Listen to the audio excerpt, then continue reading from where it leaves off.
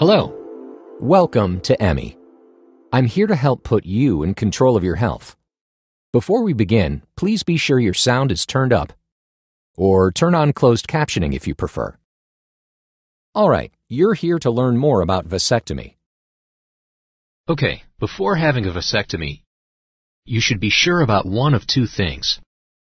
Both you and your partner, if you have one, feel that you're finished having kids. Or you know for sure that you don't ever want children. Either way, you have to go into a vasectomy thinking that it's permanent. Of course, you may have heard about a vasectomy reversal, but it's a more complicated surgery that uses general anesthesia, which puts you into a deep sleep. And because most insurance plans will not cover it, a vasectomy reversal can be expensive. Plus, there's no guarantee a reversal will even work. So if you have any doubts or think you might change your mind later on, you may not be ready. Now, you probably have some questions about life after a vasectomy, so you should know you'll still be able to get an erection. Your sex drive will stay the same. Ejaculations will look and feel the same, and your body will still produce the same amount. Your body will also produce the same amount of sperm and testosterone. The sperm will get absorbed by the body. Basically, it just kind of disappears.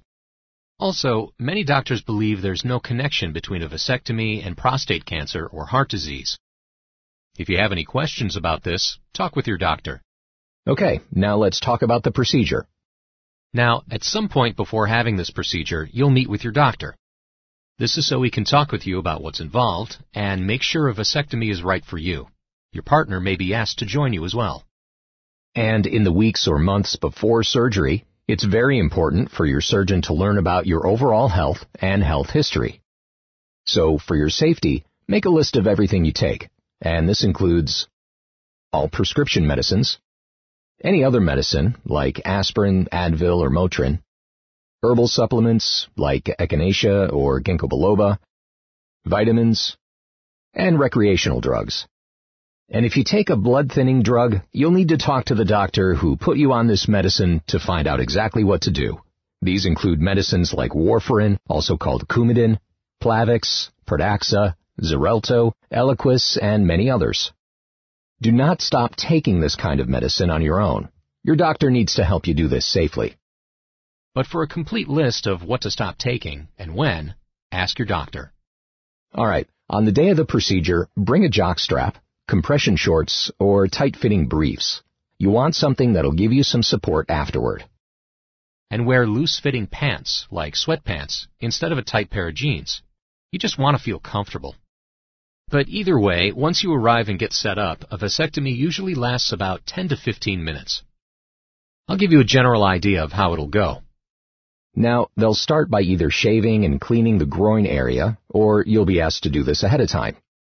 Next, you'll get a shot of numbing medicine in your scrotum, and you may feel some pain, but it only lasts a few seconds. All right, now let's go inside the body so you'll know how the procedure works. As you know, the testicles make sperm, which are stored in the epididymis before moving to the vas deferens, or vas. Here, I'll show it from the side so you can see how it all works. During sex, sperm travel from the epididymis up the vas to the seminal vesicles and prostate. Here, sperm mix with fluid to make semen, which is ejaculated when you have an orgasm. By cutting the vas, your sperm won't get added to your semen, so you won't be able to get a woman pregnant. Now, to begin, some doctors make only one cut, and others make two cuts, one on each side of the scrotum. Either way, he'll lift the vas out through the opening, but don't worry, you'll be numb in that area. Next, he'll remove a small piece of the vas. And after he cuts the vas, he'll either seal the ends with heat, tie the tubes closed, or attach small metal clips at each end. During this, you may feel some pulling and pressure, but again, it shouldn't be too bad. When he's done, your doctor will put the vas back into the scrotum. Then he'll do the same thing on the other side. Last, he'll close the cuts with surgical glue or a few dissolvable stitches, and that's it. Now, you'll go home very soon after the procedure. But before you do, your doctor will clean your scrotum, and he may also place a bandage over each of the small cuts. Once you feel up to it, you can get dressed and go. And you'll probably want to have somebody drive you.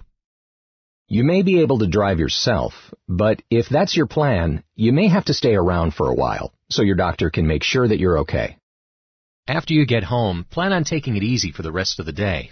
Just stay off your feet and either sit in a recliner or lie on the couch.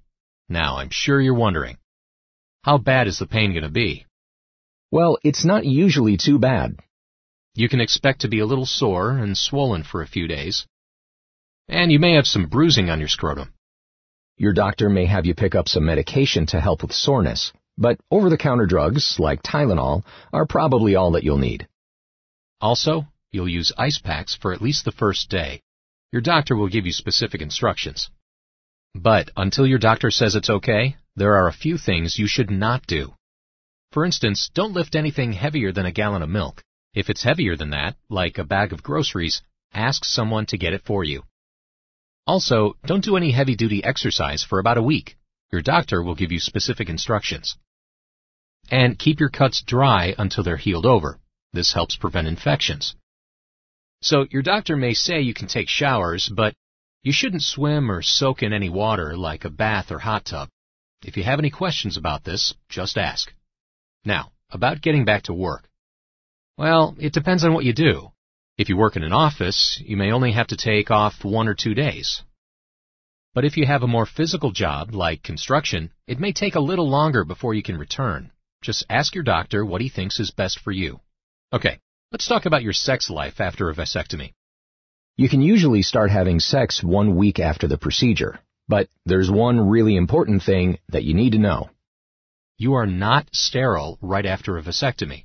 For a short time, you can still get a woman pregnant. Here's why. Sperm that are already in the vas before the procedure can live for several weeks. And during that time, these remaining sperm will still get ejaculated in your semen. So sometime after your procedure, you'll have a sterility test to see if there's any sperm in your semen. To do this, you'll give a sample in a cup. And you need to wait for your doctor's okay to completely avoid the risk of pregnancy. In fact, some doctors will ask you to provide another sample sometime later so they can look for sperm again. Either way, until you've been tested and your doctor is sure there's no sperm in your semen, you may still be able to get a woman pregnant. Okay, one last thing. A vasectomy will not protect you against sexually transmitted diseases. If you have any questions about this, talk to your doctor. Now, you should be back to your normal activities in about a week. But don't push yourself. If something feels like it's too much, then it probably is. Of course, if you have any problems during recovery, please call your doctor. Call right away if you have a fever of 101 degrees or higher, swelling in your scrotum that gets worse, a lot of redness, fluid draining from your wounds, trouble peeing, bleeding that doesn't stop, or if you experience anything unusual. If something just feels wrong, don't be afraid to call. Now, the benefit of having this procedure is simple. A vasectomy is one of the safest and most reliable ways to permanently prevent pregnancy. And as you know by now, it won't change anything about your sex life or make you less masculine. But even though this is a safe procedure, a vasectomy has some risks. I'm going to go over 5 risks, but this isn't meant to scare you. Understanding what's involved is an important part of any procedure. So if you have any questions about how these risks relate to you, ask your doctor. Also, there are some very unusual risks that will not be covered here, so please do not consider this list complete. Okay, let's begin. There is a very small risk that a vasectomy will not prevent pregnancy. In very rare cases, this is because the vas grows back together. But even if this happens, sperm counts are usually lower, so a pregnancy is unlikely. Even though most vasectomies are successful, there is a risk that the procedure will not work and a woman can become pregnant. Much of the time, pregnancy after a vasectomy happens because couples have unprotected sex before the man has had his sterility test and been told it's okay. But in rare cases, the vas can actually grow back together and sperm cells can become mixed with the semen that's ejaculated. This is called recanalization. If recanalization happens, it's usually a month or 2 after the procedure, and in extremely rare cases, the vas can reconnect a year or more after a vasectomy. There is a risk of bleeding during or after a vasectomy. It's also possible that blood can collect around the surgical area after the procedure. In very rare cases, An operation may be needed to treat it. Even though there isn't very much bleeding during a vasectomy, there is a risk of bleeding both during and after the procedure. Most of the time, your doctor will be able to control any bleeding, or it'll stop on its own, but bleeding may not happen until several hours or even days afterward. Now, it's common for blood and other fluid to collect under the skin when a medical procedure is done, but sometimes a lot of blood can collect under the skin, and something called a hematoma can form. Hematomas are usually small, and the body just absorbs them naturally. Using ice packs after you get home can help. But in rare cases, a hematoma can cause bruising, swelling, and lumps to form in the scrotum. And if a hematoma is large and painful, your doctor may need to drain the area, possibly with an operation. There is a very small risk of infection around the area the vasectomy was done. Most of the time, antibiotics alone can treat an infection, but in very rare cases, other treatments may be needed. Although your doctor will take great care to prevent infections, an infection can still develop in the surgical area or in other organs, like your bladder. Signs of an infection include redness, swelling, a fever or chills, fluid draining from your wounds, the wounds feel hot, or pain that gets worse. If you have any of these things, please call your doctor right away. Most of the time, antibiotics get rid of infections. But in very rare cases, you may need other treatments, and in extremely rare cases, an operation, possibly to remove a testicle, may need to be done. There is a risk of ongoing pain or an achy feeling in the scrotum after a vasectomy. In rare cases, an operation may be needed to treat the pain, and very rarely, the pain may be permanent. Although it doesn't happen often, some men have something called post-vasectomy pain syndrome. This is an ongoing pain or dull ache in the scrotum after a vasectomy. And it could happen right after the procedure, or it could begin even months or years later. Most of the time, any discomfort usually goes away on its own, or can be treated with medication, sitz baths, or something called nerve blocks, which numb the area. But in rare cases, an operation may be needed to treat the pain, and very rarely, the pain may be permanent. There's a risk of bad or allergic reactions to the anesthesia, medications, or materials that are used. While it's very rare, you can die from a serious reaction. An allergic reaction happens when your body tries to get rid of something it doesn't want, and it's your body's response that can be serious. Signs can include dizziness, throwing up, swelling, a rash, or trouble breathing.